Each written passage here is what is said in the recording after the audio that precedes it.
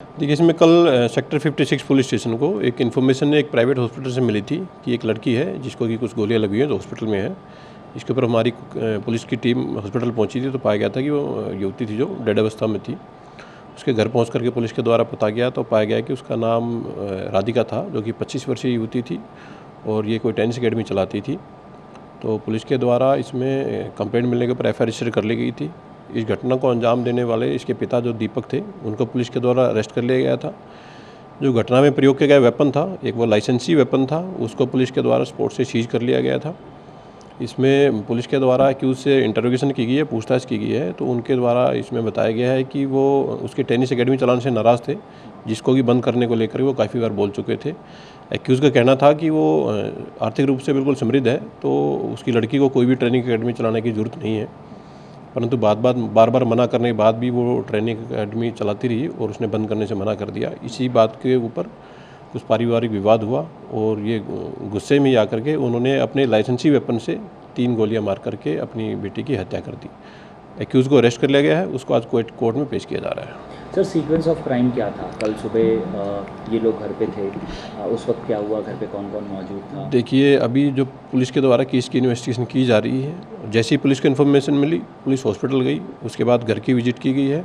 वहाँ से जो भी साइंटिफिक एविडेंसेस थे, पुलिस की साइंटिफिक एविडेंस की टीम के द्वारा वो कलेक्ट किए गए हैं। जो भी पूरा ही इन्वेस्टिगेशन पुलिस के द्वारा एक साइंटिफिक तरीके से किया जा रहा है। फिलहाल तक जो चीज़ें सामने आई हैं, उसमें वो जो पिता थे, वो अपनी बेटी के टेनिस अकेडमी चलाने से नाराज़ थे और इसी नाराज़गी के चलते उन्होंने इस हत्या की वारदात को अंजाम दिया है।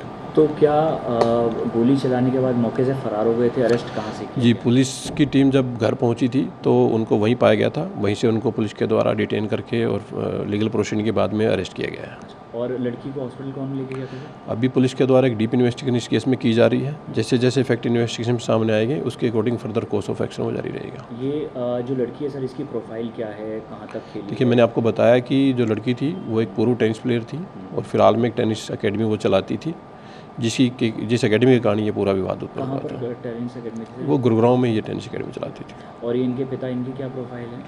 इनके पिता का रेंट का बिजनेस है, अच्छी खासी उनकी इनकम है, काफ़ी उनको किराया आता है और आर्थिक रूप से समृद्ध व्यक्ति हैं।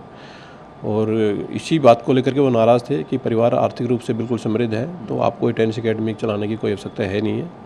परंतु बेटी का पैशन था, उन्होंने टेनिस अकेडमी चलानी जारी रखी और इसी नाराज़गी के चलते उन्होंने इस हत्या की वारदात को अंजाम दिया है। सर, इसके अलावा एक म्यूज़िक वीडियो का जिक्र हो रहा है। देखिए, मैं आप लोगों के माध्यम से बता दूं कि ये सिर्फ अफवाहें हैं। फिलहाल तक इन्वेस्टिगेशन में ऐसी कोई भी चीज़ सामने नहीं आई है।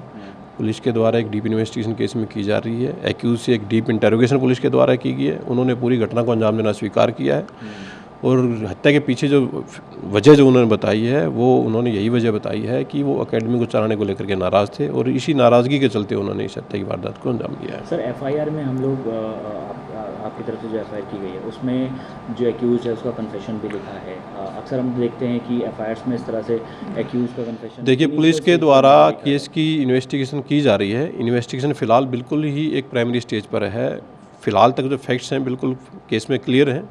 पुलिस की एक ही डायरेक्शन है, पिता के द्वारा स्वीकार किया गया इस बात को कि टेनिस अकेडमी को चलाने को लेकर के विवाद था और इसी के ऊपर उन्होंने इसी विवाद के चलते उन्होंने गोलियां चला करके हत्या की वारदात को अंजाम दिया।